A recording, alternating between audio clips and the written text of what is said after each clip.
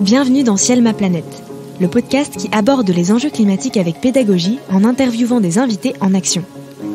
Nous aborderons des thématiques du quotidien en discutant des constats et des solutions applicables.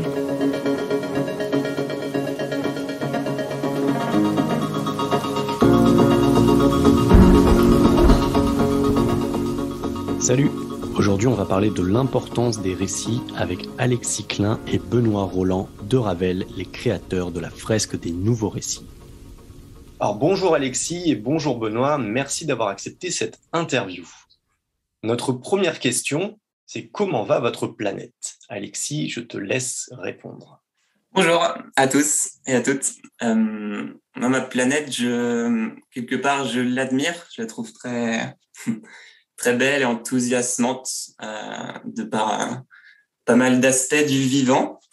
Mais d'un autre côté, elle est déréglée. Énormément d'études scientifiques, de consensus scientifique démontrent un dérèglement, des perturbations d'une ampleur et d'une vitesse sans précédent dans une ère sur les derniers milliers d'années. Et c'est quelque chose qui perturbe, qui m'attriste. Voilà, donc une planète plutôt déréglée et bien qu'enthousiasmante de mon côté. Est-ce que Benoît, tu souhaites compléter?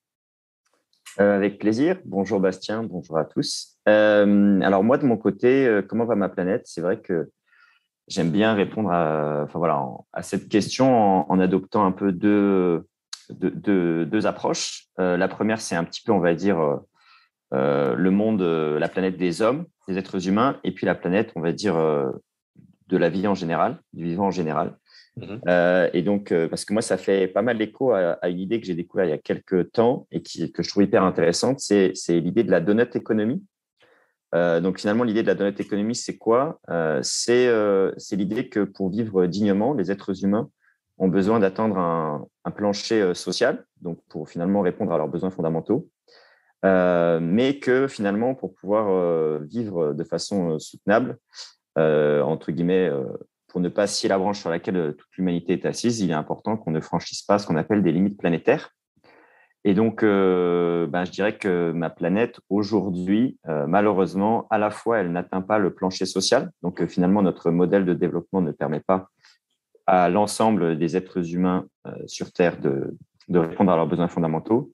Et en même temps, elle nous conduit à franchir ces limites planétaires. Et donc, je dirais, en première approche, je dirais que ma planète, malheureusement, va pas très, très bien. Après, voilà, si je prends aussi un petit peu de recul, quand même, sur le monde des humains, je pense que notre époque, certes, il y a des désordres sociaux, mais si on compare à d'autres époques, par exemple, je ne sais pas, la première moitié du XXe siècle, on peut dire qu'on a quand même, on vit dans un monde quand même un peu plus pacifié que la première moitié du XXe siècle. Alors, on comprend qu'on est vraiment dans une situation inédite. Et justement, comment allez-vous malgré ce constat? Alors, je dirais que, pareil, je répondrai un petit peu en deux temps. Globalement, je me sens plutôt bien, paradoxalement. C'est-à-dire qu'aujourd'hui, je suis plein de gratitude parce que j'ai enfin réussi à trouver ma place, on va dire, ma façon de contribuer à résoudre finalement les désordres écologiques et sociaux. Donc, moi, j'aime bien dire que maintenant, j'ai trouvé la manière de contribuer à façonner un monde dans lequel j'ai envie de vivre. Et donc, ça, je suis vraiment extrêmement... j'éprouve beaucoup de gratitude parce que j'ai beaucoup cherché ma place pendant une dizaine d'années. Après, je pense que en deuxième approche, je dirais que c'est quand même difficile de dire que je me sens parfaitement bien, puisque d'un côté, il y a ce que Hartmut Rosa appelle l'accélération du temps, c'est-à-dire que je suis un peu comme, je pense, beaucoup de gens affamé de temps, c'est-à-dire que j'ai l'impression de toujours manquer de temps, et donc c'est quelque chose d'assez fatigant quand même. Et puis, il y a ces désordres écologiques. On entend quand même pas mal parler, mais que ce soit le dérèglement climatique, la 6e extinction de masse des espèces, c'est des choses, à un moment donné, on est quand même relié au vivant. Et donc, quand on voit que le vivant est atteint, forcément, on fait preuve d'empathie et donc ça nous touche. Et puis, il y a aussi les désordres sociaux, c'est-à-dire que de nouveau, ma conviction, c'est que c'est compliqué d'être durablement heureux quand il y a d'autres êtres humains qui ne peuvent pas répondre à leurs besoins fondamentaux. Et donc voilà, je dirais, d'un côté, je suis plein de gratitude. J'ai trouvé finalement ma manière d'agir pour pouvoir finalement être dans l'action. Et donc, on va dire, c'est une excellente manière de lutter contre l'éco-anxiété. Et de l'autre, ben voilà, je suis quand même relié à potentiellement cette souffrance qu'éprouve une partie du vivant. Donc voilà pour moi. Et toi, du coup, Alexis, comment est-ce que tu vas malgré ce constat? Je vais plutôt bien. Je suis d'un naturel assez enthousiaste, assez souriant au quotidien.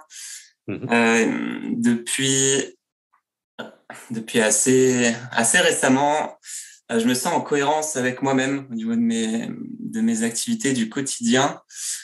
Après avoir découvert, m'être plongé dans ces sujets un petit peu anxieux, écologiques, il y a eu une recherche de cohérence entre ce que je découvrais, mes activités, mon travail. Et ce n'est que récemment que j'ai atteint cette cohérence-là. Et donc, c'est assez apaisant, quelque part, d'être en cohérence. Et je me rends compte aussi que c'est un luxe. Et donc, je suis assez reconnaissant d'avoir ce luxe-là, de pouvoir animer des fresques, faire quelque chose qui me passionne.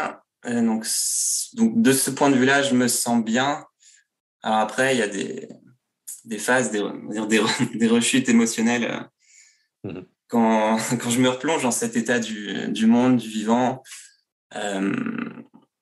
sur l'état social également, comme l'a dit Benoît avec la donut économie.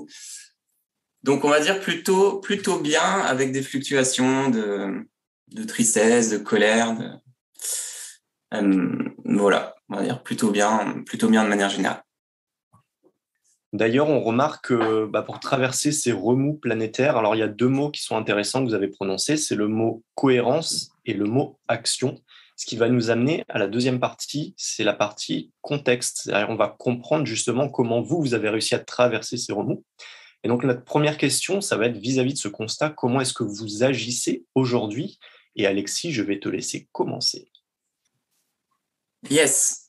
Alors, j'ai remonté quelques années en arrière, du coup, après avoir découvert la chaîne Thinkerview, écouté Jean-Marc Jancovici, Philippe Biwix, Pablo Servigne et tout un tas de personnalités inspirantes sur ces sujets. Je me sentais assez seul. Autour de moi, assez peu de gens, voire personne, s'était plongé dans ces sujets à l'époque, en disant personne de mon entourage direct. Et j'avais une énorme envie de transmettre tout ça. Et donc, une manière d'agir aussi, de ne plus me sentir seul, à ce moment-là, c'était de vouloir transmettre cette connaissance. C'était pas évident, parce que c'est comme des sujets lourds et on n'en parle pas comme ça comme on parle de politique. Voilà, première piste d'action à cette époque, c'était de vouloir transmettre ce qui s'est fait en plusieurs étapes, notamment une fois que j'ai découvert l'existence de la fresque du climat, j'ai souhaité l'animer dans mon entreprise sur un format assez court, entre midi et 2. C'était fin 2018 que j'ai commencé à faire ça. J'ai également animé à ce moment-là des mini-conférences débats sur le sujet de l'énergie. Donc, c'était encore une fois avec la transmission et échange d'informations sur ces sujets. Et c'est à partir de mi-2019 où je me suis vraiment plongé à temps plein dans la fresque du climat. Donc, toujours avec cette même volonté de transmettre et de créer du débat, des échanges autour de ces sujets. Et entre ce moment-là et aujourd'hui, en fait, ça n'a fait que s'intensifier. Et alors qu'il y a 2 ans, j'étais focalisé sur le sujet climat, en voulant transmettre ces informations-là. Maintenant, je me rends compte que j'ai étendu les sujets sur lesquels je me focalise et je transmets de l'information. Donc aujourd'hui, il y a la fresque des nouveaux récits. Je planche également sur une fresque du sexisme que je trouve passionnante. Donc voilà, j'ai, disons, ouvert mon champ de sujets à transmettre, on va dire. Benoît, est-ce que tu veux compléter sur comment est-ce que toi, tu agis également aujourd'hui?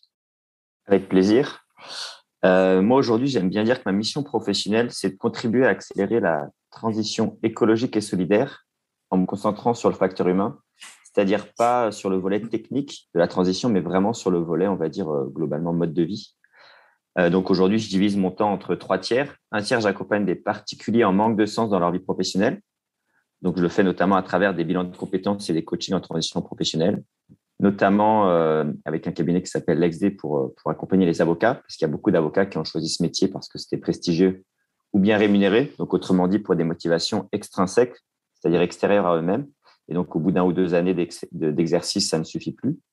Le deuxième tiers, j'accompagne des organisations dans leur transition écologique en essayant d'élever leur niveau de conscience sur les limites planétaires, mais aussi en suscitant le désir pour cette transition, puisque j'ai la conviction que comme la transition nécessite d'importants changements, aussi bien organisationnels qu'au niveau des comportements, sans désir, mais uniquement avec de la peur, il sera difficile pour les êtres humains de faire ce qu'il y a de plus compliqué pour eux, à savoir changer.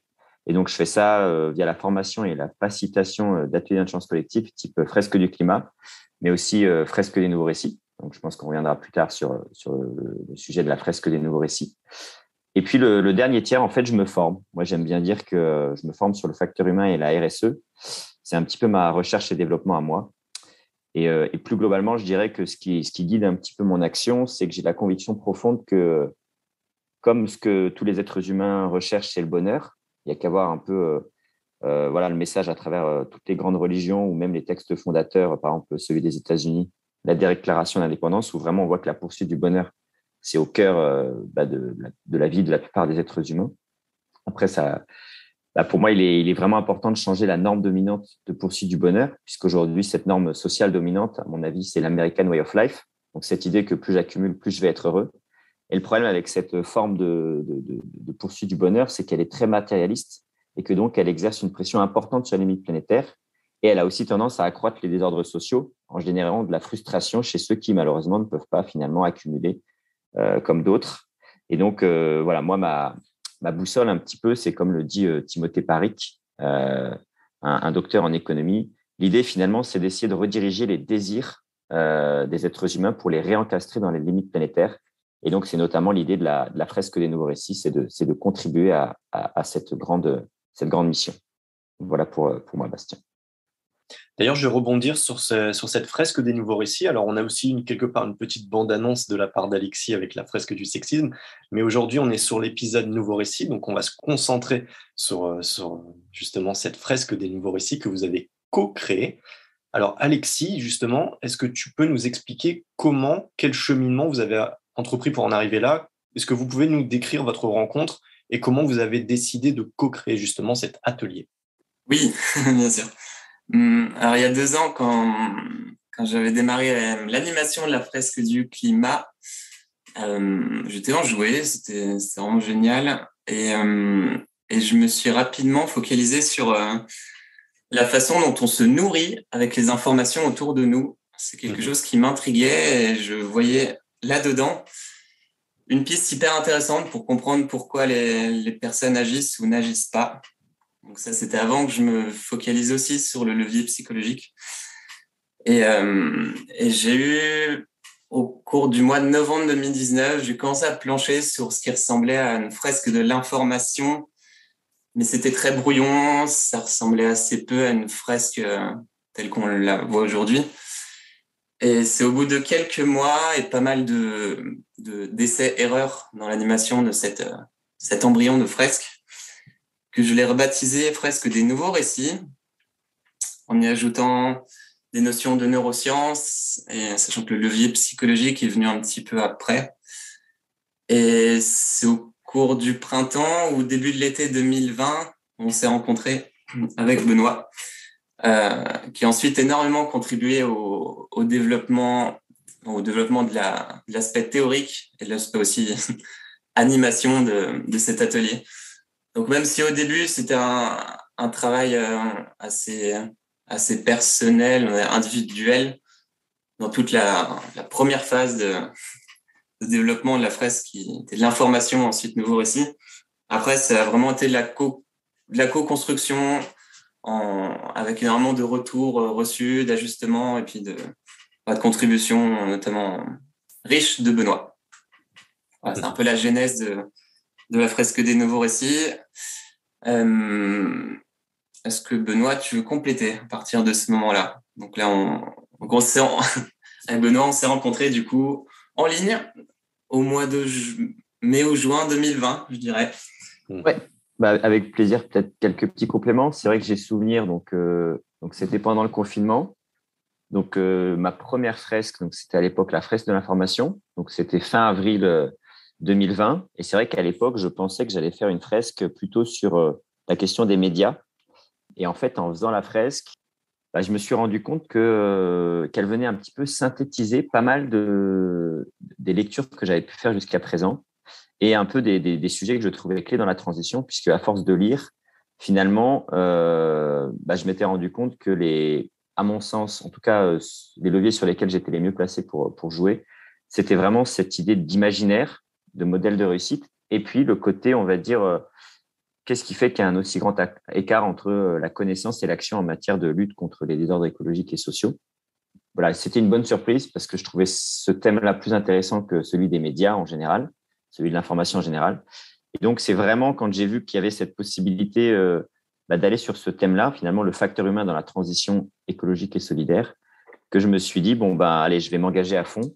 Et puis après, en échangeant avec Alexis, et puis vraiment, moi, j'ai beaucoup aussi développé la partie création de récits. Et donc là aussi, j'ai pu finalement, ce que je trouve chouette avec ces ateliers-là, c'est que c'est une excellente opportunité de venir un petit peu synthétiser tout ce qu'on sait.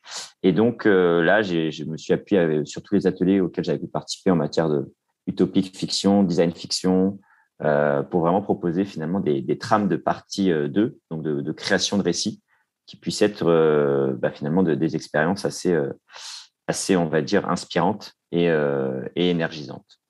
Voilà, et je dirais d'ailleurs encore merci Alexis de m'avoir permis de te rejoindre dans cette aventure parce que voilà, peut-être que si j'avais pas pu te rejoindre, j'en aurais créé une autre, je sais pas, mais en tout cas, j'ai trouvé ça super parce que moi j'avais vraiment ça aussi en lançant mon activité ProSense, c'est plutôt que d'aller créer à chaque fois ma propre initiative, vu qu'il y a une urgence. Voilà, on dit globalement, on a une grosse décennie pour faire le plus de choses possible, pour faire en sorte qu'il y ait le moindre désordre écologique et sociaux.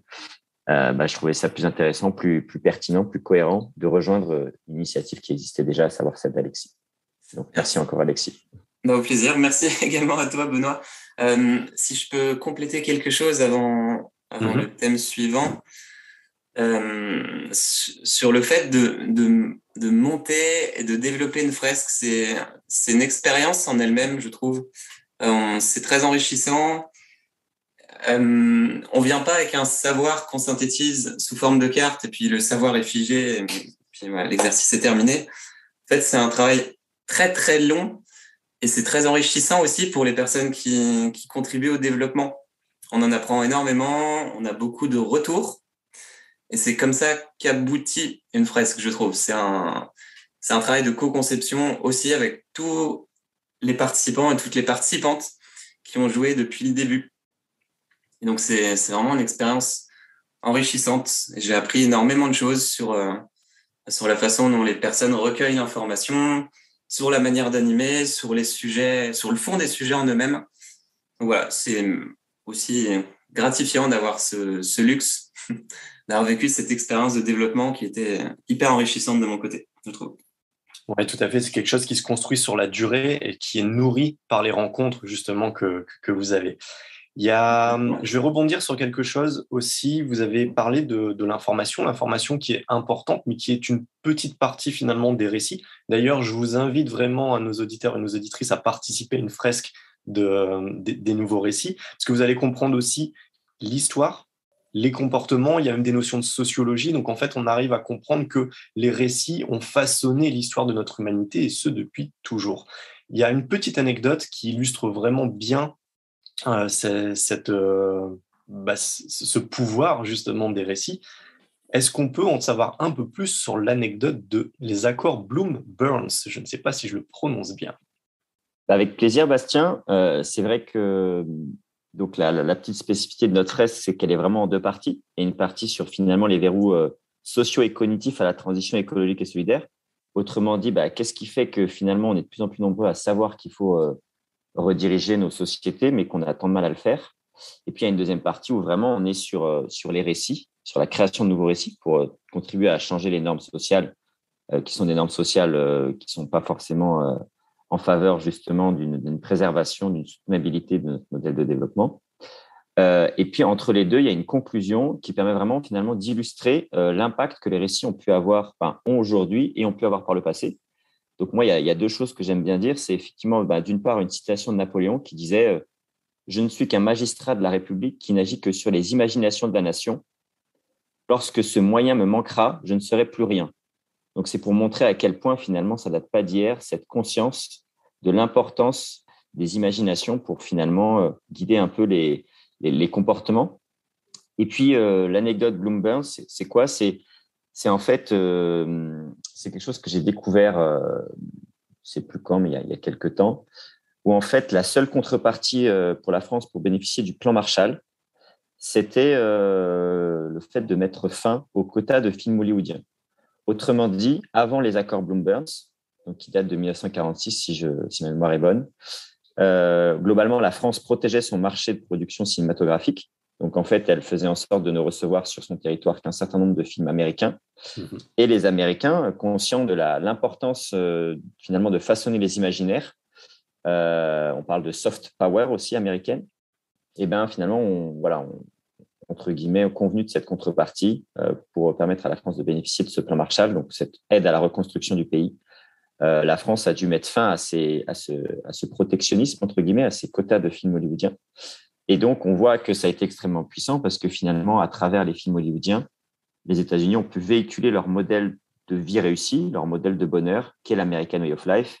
Et encore aujourd'hui, on peut voir que c'est le modèle dominant puisque une majeure partie des 7,8 milliards d'habitants sur Terre poursuivent cette manière de poursuivre le bonheur. Donc, voilà, je trouve que c'est un très bon exemple de cette conscience de l'importance des imaginaires et puis de son impact dans la vie de tous les jours. Et puis là-dessus, si les gens veulent creuser, je trouve que le livre de Yuval Noah Harari, Sapiens, une brève histoire de l'humanité, est vraiment top, sachant qu'en plus de ça, il y a une BD qui est sortie récemment et visiblement, elle a l'avantage d'être encore plus accessible que le livre, puisque le livre était quand même un petit peu long. Merci beaucoup, Benoît, pour cette petite anecdote. On arrive tout doucement à la dernière partie de notre podcast déjà, et on va parler de quelques pistes d'action. Alors, ma première question, ça va être quelles sont pour vous les 3 actions avec le plus d'impact positif pour votre planète et pourquoi ? Alors, je dirais, ma réponse, c'est vraiment la réponse que j'ai aujourd'hui. Donc, peut-être que dans plusieurs mois, elle sera différente. Mais donc, à titre personnel, je dirais que la première action la plus impactante, finalement, c'est d'avoir quitté un CDI pour me consacrer à temps plein à accélérer la transition écologique et solidaire en empouvoirant les pionniers de la transition. Donc, c'est tout le but, par exemple, de la fresque des nouveaux récits. C'est à la fois de susciter le désir pour cette transition, mais c'est aussi de donner les clés aux participants pour qu'eux-mêmes puissent accélérer leurs propres initiatives, puisque dans toutes les initiatives qu'ils entreprennent, une des conditions fondamentales de réussite, c'est finalement la manière dont elle va être accueillie par les autres êtres humains. Donc, c'est pour ça que c'est intéressant de comprendre un petit peu les verrous socio-cognitifs pour ça.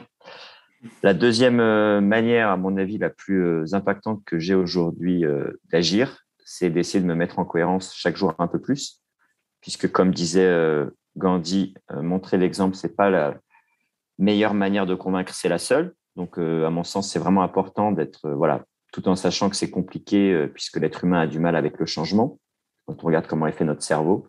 Mais c'est un travail finalement, c'est un chemin, c'est une aventure. Et donc, ça, pour moi, c'est vraiment important de continuer cette aventure-là.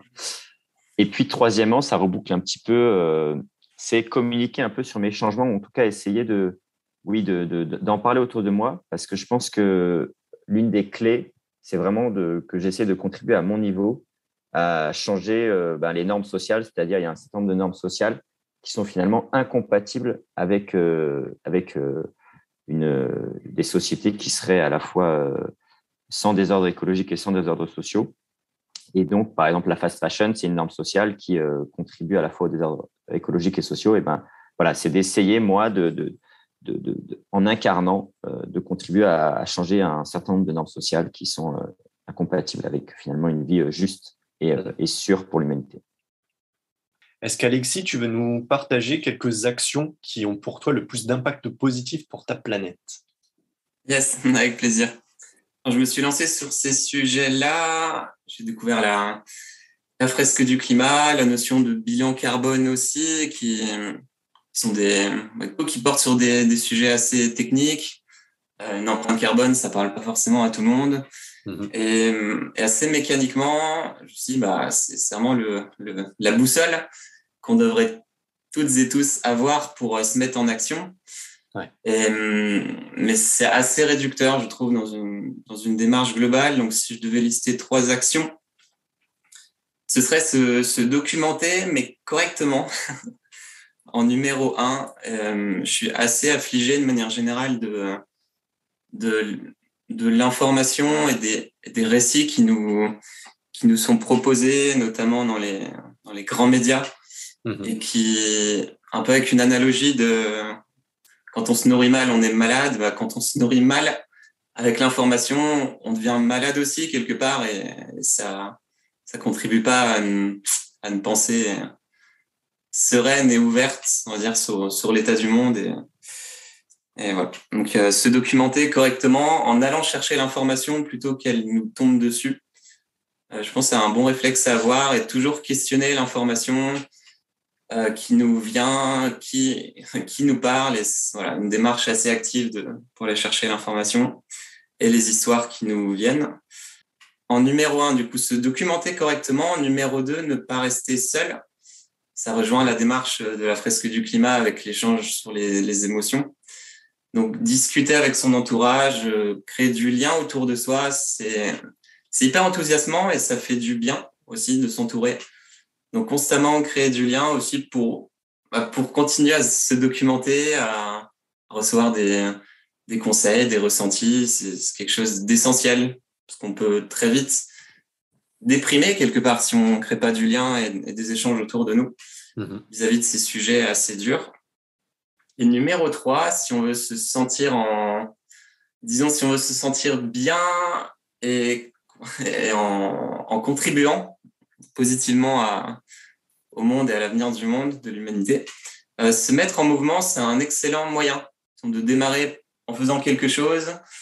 On se sent en mouvement, on se sent en action, et ça fait du bien. Ça fait aussi retomber quelque part un état émotionnel anxieux de se mettre en mouvement.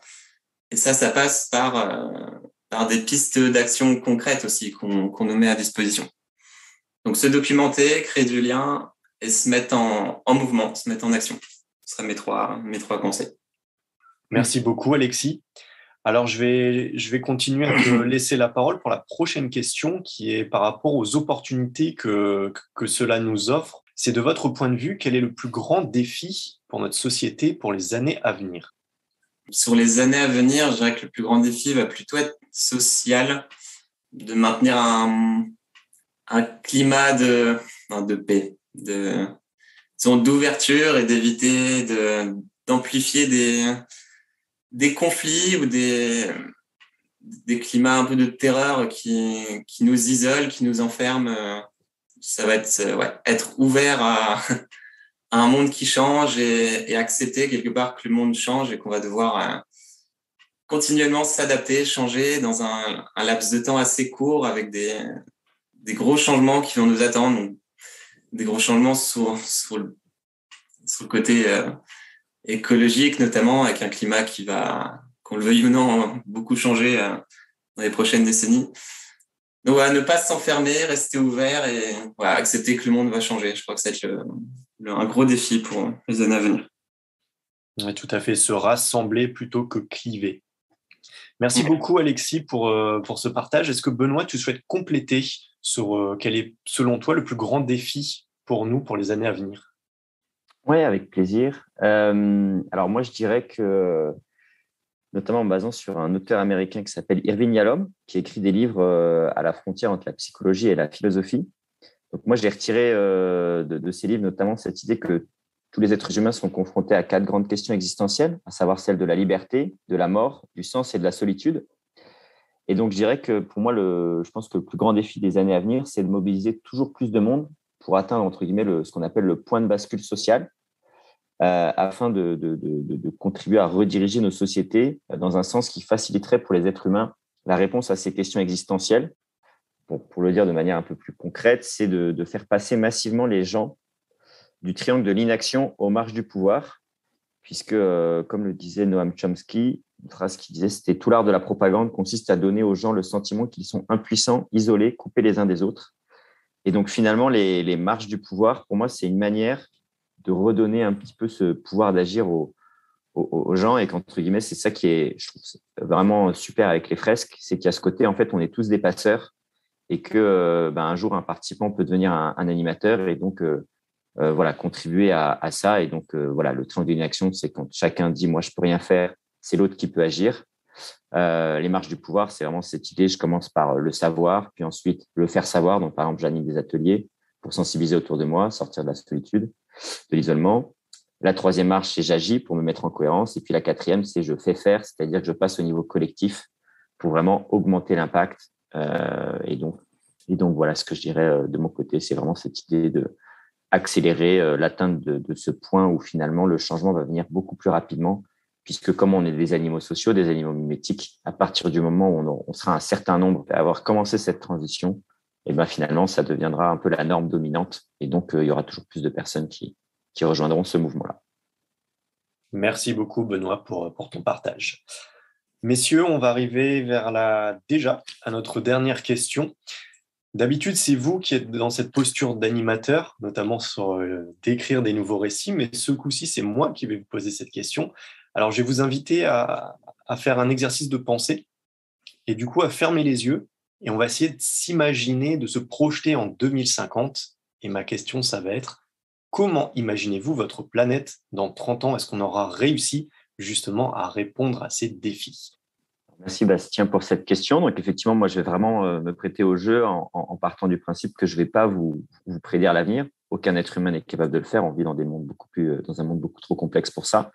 Et l'avenir, c'est pas juste prolonger les courbes actuelles. On l'a vu avec par exemple le Covid l'année dernière. Il y a ce qu'on appelle des signes noirs, donc des choses qui font finalement bifurquer nos sociétés qu'on ne pouvait pas prévoir. Donc moi, je vais juste, on va dire, vous faire un exercice d'utopie. C'est quoi? C'est de me projeter dans un futur désirable. C'est-à-dire, parce que nous, à la fresque des nouveaux récits, on n'est pas du tout sur l'idée que les utopies, c'est synonyme d'irréaliste. Utopie, ça veut juste dire futur désirable, là où dystopie veut dire futur pas désirable. Après, la probabilité de réalisation de ce futur, c'est une autre question. C'est pas tellement ce qui nous intéresse. Donc, moi, je vais vous partager mon utopie pour 2050. Donc, qu'est-ce que ça donne? J'imagine une planète où on aurait vraiment tiré les conclusions de cette idée, je ne sais pas si vous en avez entendu parler, One Health, une seule santé. Donc, cette idée qu'en fait, il n'y aurait pas d'un côté les êtres humains et de l'autre côté la nature, mais qu'en fait, il y aurait juste le vivant. Et que donc, du coup, on aurait vraiment compris à quel point l'être humain fait partie du vivant en général. Et donc, on est pleinement interdépendant et que de la même manière où aujourd'hui, finalement, la meilleure manière de toucher des gens, c'est de leur parler de leur santé, et finalement, en parlant de l'écologie, pour les gens, ce serait parler de leur santé aussi. Et donc en 2050, on aurait des citoyens qui seraient vraiment pleinement conscients de cette interdépendance et donc feraient aussi attention à l'écologie, à l'ensemble du reste du vivant, qu'à eux-mêmes.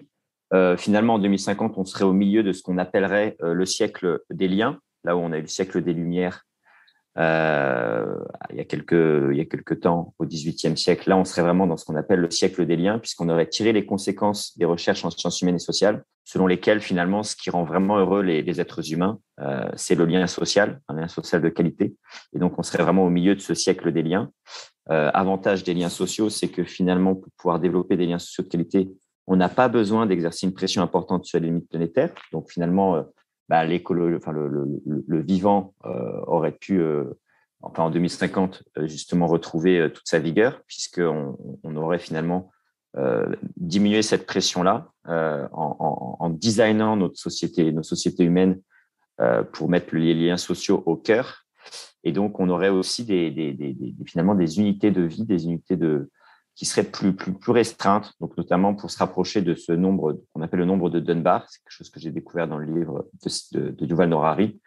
Donc, on aurait finalement des quartiers, des villes à taille humaine, et justement où finalement les êtres humains pourrait se consacrer à l'essentiel à la fois, à savoir justement les 4 questions existentielles dont j'ai parlé. Donc, finalement, avoir un sens à leur vie, pouvoir se sentir libre, pouvoir se sentir relié, donc sortir de la solitude, et du coup, pouvoir pleinement affronter les questions même de la mort avec l'idée de l'héritage, qu'est-ce qu'on laisse derrière nous.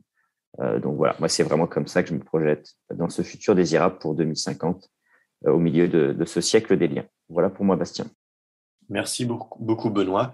Alexis, est-ce que tu souhaites nous partager ta vision pour ta planète, justement, dans une trentaine d'années? Merci Benoît pour cet exercice. C'est très, très intéressant ce nombre de Dunbar et aussi qui reflète le nombre de connaissances, d'interactions qu'on peut avoir avec notre entourage et donc de liens forts qu'on peut tisser en même temps. En 2050, j'aurai 57, 58 ans et je m'imagine vivre dans une collectivité assez restreinte. J'imagine les grandes villes dégonflées avec un mode de vie plus sobre parce que limite planétaire atteinte, qu'on le veuille ou qu'elle s'impose à nous, il faudra faire avec moins, j'imagine, qu'on devra faire avec plus d'autonomie en 2050, plus de liens aussi, parce on a aujourd'hui la sensation qu'on peut vivre seul, et en fait, c'est pas le cas. On est tributaire de chaînes logistiques, d'approvisionnement qui impliquent des milliers, des millions de personnes. Donc, j'imagine qu'en 2050, on aura buté sur ce constat, on rendra compte que le lien est hyper précieux pour s'organiser et voilà, vivre dans des communautés un peu plus petites qu'aujourd'hui. Donc, la réduction de la taille de ces communautés-là sera un marqueur de cette sobriété qui sera à l'œuvre en 2050. Sans trop se voiler la face aussi, j'imagine qu'on n'échappera pas à des conflits sociaux parce que cette manière de vivre sobre, elle est aussi liée à un imaginaire qui aujourd'hui impacte assez peu de personnes encore. La sobriété, ça parle pas à tout le monde. Et j'imagine pas qu'en 2050, on sera toutes et tous alignés là-dessus. Donc, je me voile pas trop la face non plus au fait qu'il y aura ce sera pas rose tous les jours, le mode de vie en 2050, mais pour rebondir sur la projection de Benoît, on aura certainement plus de temps et du temps pour créer du lien, du coup trouver du sens à nos actions du quotidien. Donc c'est ce siècle du lien, c'est quelque chose qui me parle beaucoup. Et c'est peut-être une société où les services vitaux, en tout cas, seront peut-être obstrués, l'accès à l'eau, l'accès aux soins, l'accès à la nourriture. Et ce sera peut-être un petit peu plus délicat qu'aujourd'hui pour l'ensemble des individus de ce monde d'accéder à tout ça. Et encore une fois, passer par le lien, passer par une organisation différente d'aujourd'hui, ce sera peut-être un marqueur de cette adaptation de milieu de siècle. Messieurs, merci pour cette conclusion. Est-ce que vous souhaitez ajouter un dernier mot pour conclure? Moi, je veux bien répondre par une anecdote là-dessus. J'ai eu, lorsque j'animais la fresque des nouveaux récits, je pense qu'elle s'appelait déjà comme ça à l'époque, lors du premier confinement, une participante m'a avoué qu'elle avait reçu 2 claques. Une première, c'était d'être tombée sur cette crise écologique, d'avoir eu cette claque-là de l'état écologique du monde. Ça lui a fait un premier choc. Ouais. Elle a eu un second choc en se rendant compte qu'on était berné, énormément influencé par les récits qu'il y a autour de nous. Et du coup, du coup, j'invite tous les auditeurs et auditrices à s'ouvrir à ces sujets-là, de l'impact des récits et éventuellement de jouer une fresque des nouveaux récits, si cela vous tente. Yes, très important, et on partagera de toute façon le lien pour participer à un atelier. Est-ce que Benoît, tu souhaites ajouter un dernier mot? Peut-être un tout petit complément, c'est de partager à quel point moi j'ai pu expérimenter cette leçon des neurosciences, qui est que plus j'agis, plus je suis optimiste, et plus je suis optimiste, plus j'agis. Et je trouve que ça, finalement, c'est très, très bien illustré par finalement le parcours de Greta Thunberg, puisque Greta Thunberg, certes, a priori, elle a un syndrome d'Asperger, mais on la voit vraiment notamment dans dans le film I Am Greta, que quand elle a appris toutes ces questions, ces désordres, on va dire, écologiques, elle est tombée dans une dépression profonde où elle parlait plus à grand monde. Et en fait, on voit dans son parcours que plus elle agit, plus elle s'ouvre à la vie finalement. Et donc, je dirais que voilà, c'est un peu ça, c'est une invitation à tout le monde de finalement, effectivement, on peut se poser la question à un moment donné, est-ce que j'ai intérêt à savoir ou pas? Je dirais que finalement, quand on rentre dans cette dynamique d'action, oui, on a intérêt à savoir, puisque voilà, il y a deux choses. Moi, j'aime bien dire, certes, on ne peut pas tout, donc on peut se sentir impuissant et ressentir de la peur, mais quand on commence à rentrer dans l'action, conscience qu'on peut déjà faire beaucoup de choses et que finalement, agir, c'est une façon aussi de se sentir plus libre et aussi d'avoir un sens, et je pense que c'est indispensable d'avoir un sens, puisque comme le disait Viktor Frankl, quelqu'un qui a créé ce qu'on appelle la logothérapie, la thérapie par le sens. Celui qui a un pourquoi peut endurer n'importe quel comment. Donc finalement, trouver un sens, c'est une manière d'être résilient et d'être capable de surmonter les obstacles qui vont nécessairement se trouver sur notre chemin à tous. Donc voilà, je dirais que c'est vraiment ça, c'est cette question de l'action, de l'engagement et puis du sens. Je rejoins vraiment Alexis, toutes ces choses-là, on peut vraiment les trouver par la relation avec les gens, en se confrontant au parcours des uns et des autres, en écoutant des podcasts comme ceux que tu fais, Bastien, et donc en écoutant les partages d'expérience. Donc voilà, ce sera mon mot de la fin. Merci encore, Bastien. Alexis, Benoît, encore merci et à très bientôt. Merci, Bastien. Merci, au revoir.